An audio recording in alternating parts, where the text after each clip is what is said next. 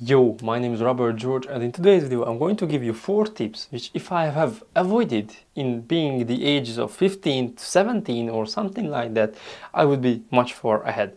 Right now I'm 19, so I'm not that old, but also this would have taken me from my point into maybe a millionaire. But I will tell you what is that. The first tip is which we are going to talk about. It's really easy. It's going to be goal. If you as a person don't have a goal between the ages of 15 to 17 and similar to that up to 20, you're going to be lost. And why do I say that? Because if you think it through, as first principles, it comes out that every person has some kind of desired outcome. So this is your current state where you are right now, and this is your desired outcome, maybe. But this is also your goal. So who do you want to be in the future? But if you don't have this, you do not know where to go.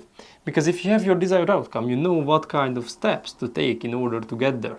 Now, if you don't have this, these steps can point into any kind of direction that you want them to point.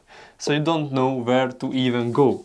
So this is the biggest mistake I've actually made. Like, I was just in school doing nothing, and it was a big ass problem for me. So the next one is going to be a very similar one, but it's actually less important because goal is the more important of them all. But this is also very important, and it's going to be reading. Now, the people who are just binge watching YouTube videos and Netflix and all this will now get angry and click off the video because I hate reading. I get my information from YouTube, from TikTok. They will say this. Yeah, that is BS. Why? Because even though you could get good information on your YouTube, like this is maybe a good information, like I hope I can teach you something, but it's still an algorithm which is giving you the information. You are not searching for that information, or you are not doing the research for your information, but an algorithm is pushing you some information in order to stay more on a platform so they can make more money. So this is just BS if you are saying that in any kind of social media platform you're making or getting good information. Now, reading. Why is reading also important? Because if everything in our life is going to be systemized, and the system looks like this: there's an input, there's an output, there is a feedback loop here, feedback, and there is this, it's an input, there's a process, and this is an output. And this is a system, this is how it looks like. Now, if we systemize everything in our life, if you talk about reading, what is output is your mind here. So how your mind looks like and what is in your mind, what is your knowledge, is going to be differentiated by your input.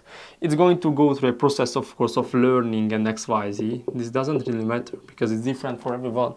But what you can change in order to have a better mind, a better knowledge, better life, better output, because your mind decides everything, it's your input. And what do you input?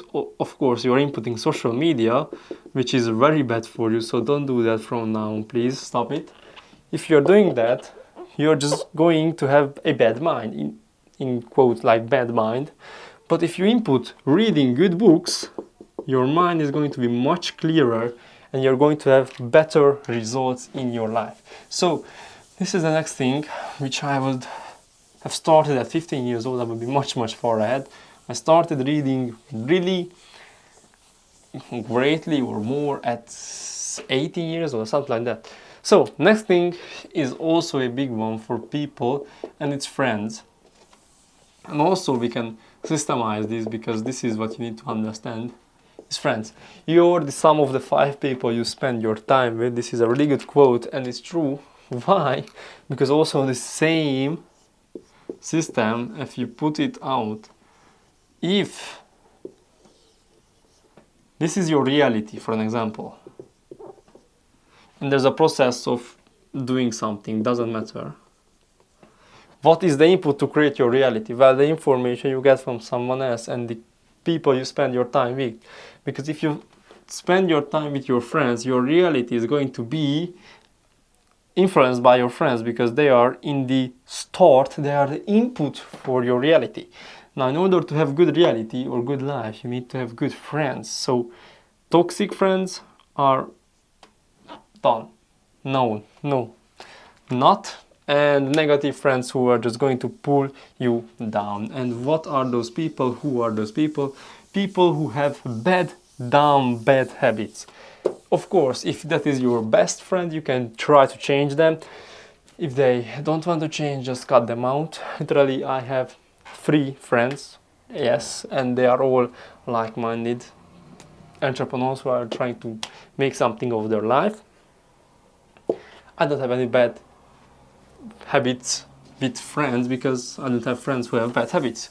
So yeah, cut those people out because those people will just pull you down. And the next thing is games. I was a gamer, really big ass gamer who just played a ton, and I cut out the whole thing of gaming. And why? Because I didn't go with it anywhere. Like, I was just sitting down and playing games. If I was, or I would want to be an esport player, then I would happily play the game, but I was just playing because of dopamine. So this is cheap dopamine. This is one of the baddest or the worst thing you can do. Cheap dopamine. Now, why is this bad? Because of our dopamic energy system.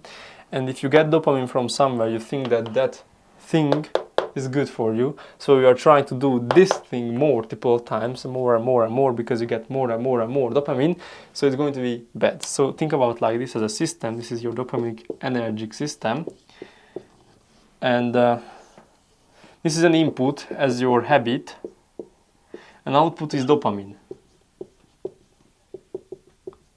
Now feedback is going to be that if you get dopamine, that is good. So input is going to be games. Oh, you get dopamine. Wow, it's good. Let's do it again. Feedback back. Dopamine, do it again. Dopamine, do it again. So you're going to be in the never-ending cycle because of your wants of dopamine. Now, if you want to cut video games out, there's 2 ways how you can cut it. One of the ways I know is how habits are formed. So for a habit, there's a trigger, there is an action, there's a result. Similar to the system. So if you have a trigger, which is going to be your habit, there's a trigger which you have to do, like something comes that you have to do your habit. Now, if the habit comes of you need to play video games because your mind craves dopamine, you should do something else. Let's say you should start reading. That is how you're going to change your habit, by changing the action. Sorry, I put this in the wrong place. By changing your action when the trigger comes. So this is how actually habits form. Like, if you want to form a new habit, you should have a trigger, do an action, and get a result. So your dopamine allergic system is going to be happy. So the same thing is going to happen. Trigger comes, you're going to replace the game with reading, and because you don't get that much dopamine by reading, you're going to have a result of, let's say, eating 1 cookie. That is a good example here. Now, this was my 4 tips of how can you avoid, what can you avoid, which if I would did, I would be much far ahead. Now, this was me. There is a lot of more videos similar to this. If you want, you can watch them. You can learn a ton of things from me if it was how do you say this? It was good. So yeah, have a good day, and I will see you later.